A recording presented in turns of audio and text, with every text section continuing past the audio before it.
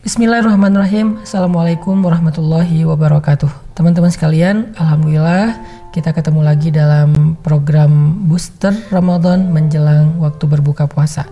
Hari ini kita pengen bahas tentang keutamaan membaca Al-Quran atau tilawah Al-Quran atau tartil Al-Quran atau tadarusan kalau dalam bahasa tradisi kita di Indonesia.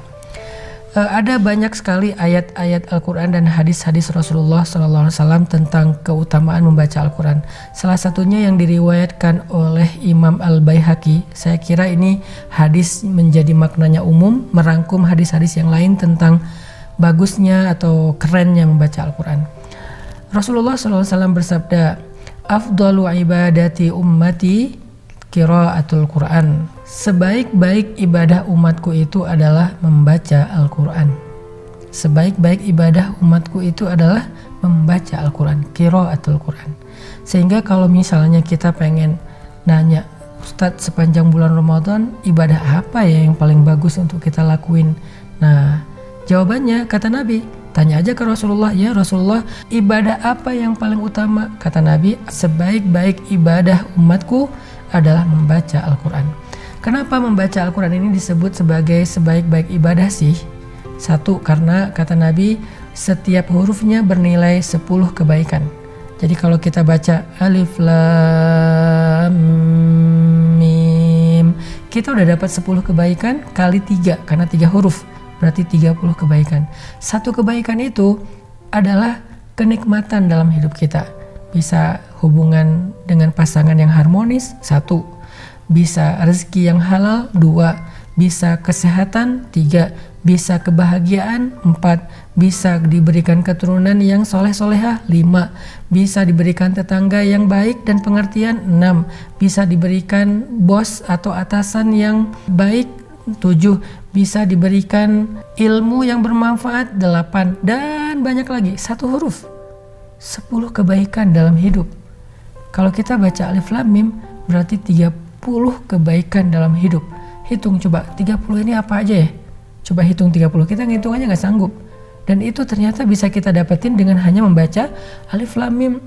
Tapi jangan menjadi orang yang terlalu qanaah ya, yang udahlah satu hari saya cuman butuh 10 aja, akhirnya nun, udah beres.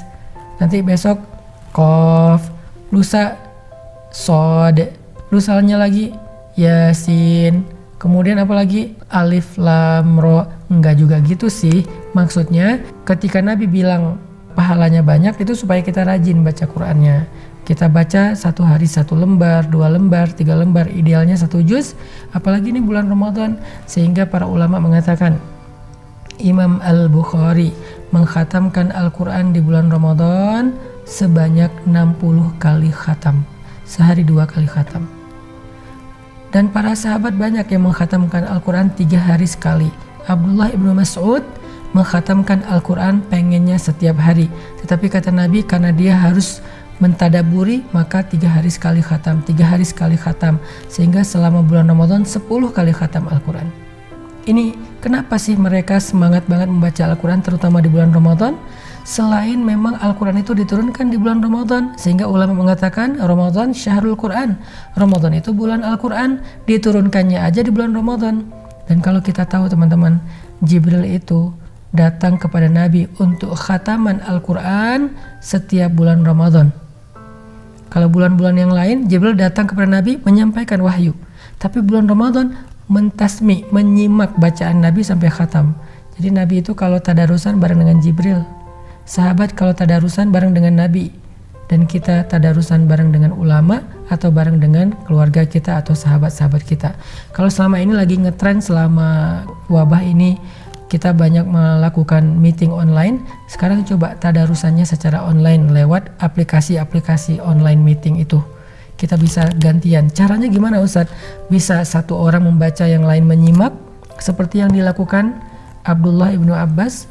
Beliau baca, yang lain menyimak. Bisa juga bacanya secara serentak rame-rame, bisa juga bacanya bergantian. 1 ayat ganti, 1 ayat ganti, 1 ayat ganti. Sehingga semuanya dapat kebagian bacaan Al-Quran. Secara teknis bebas, yang penting baca Quran.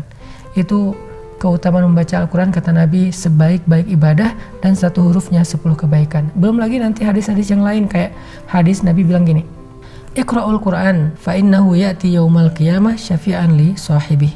Bacalah Al-Quran karena sesungguhnya dia akan datang pada hari kiamat sebagai penolong bagi orang yang membacanya. Yang akan nolong kita di hari kiamat bukan ayah ibu kita. Yang akan nolong kita di hari kiamat bukan pasangan kita. Walaupun dia bilang di dunia, aku mencintaimu selamanya gitu. Cinta sejati, hidup dan mati bersama segala macam.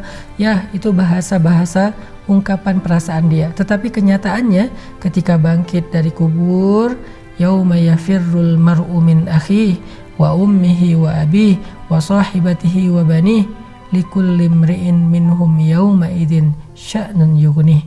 Hari ketika seseorang lari dari sahabatnya, ayah dan ibu lari dari anaknya, pasangan lari dari pasangannya. Pada hari itu semua orang sibuk sendiri-sendiri. Gak ada satupun yang akan menoleh ke arah kita. Terus yang nolongin kita siapa selain Rasulullah SAW? Al-Quran. Inilah sahabat sejati kita.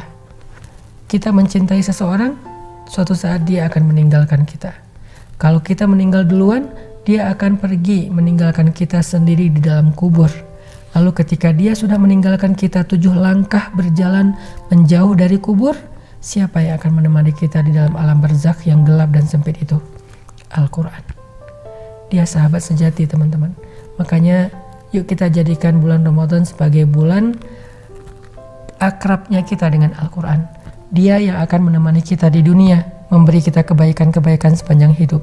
Dia juga yang akan nemenin kita di alam kubur ketika kita sendiri dan ditinggalkan semua orang.